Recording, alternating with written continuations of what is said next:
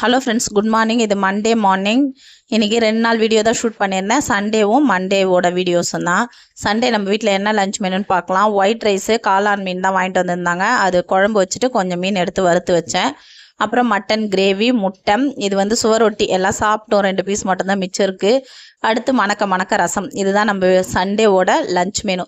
Sunday கொஞ்சம் ஹெவியாக சாப்பிட்டதுனால மண்டே வந்து ரொம்ப சிம்பிளான லஞ்ச் மெனு தான்.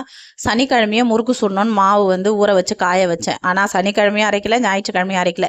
இன்றைக்கி காலையில் ஃபஸ்ட்டு வேலையாக ஒரு 8:30க்கெலாம் போய் அதை அரைச்சி எடுத்துகிட்டு வந்துட்டேன். இன்றைக்கி முறுக்கு சுட்டுறணுன்னு.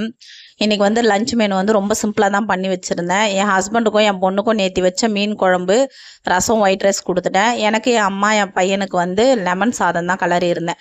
அதனால் வேலை கம்மியாக இருந்ததுனால ஒரு பக்கம் இட்லிக்கும் அரிசி ஊற வச்சு அரைச்சிட்ருக்கேன். அப்படியே கையோட முறுக்கும் சுட்டுறலாம் அப்படின்ட்டு அதான் செஞ்சிட்ருக்கேன். இப்போல்லாம் கடையில் எந்த ஸ்நாக்ஸும் வாங்குறது கிடையாது. ஃப்ரூட்ஸும் பசங்க ரொம்ப தொல்லை தாங்க முடியாதனால பிஸ்கெட்ஸும், மற்றபடி இந்த மாதிரி முறுக்கு வீட்டில் செய்கிற மூக்கல்ல அந்த மாதிரி வீட்டில் செய்கிறது தான் ஸ்நாக்ஸாக கொடுக்கறது.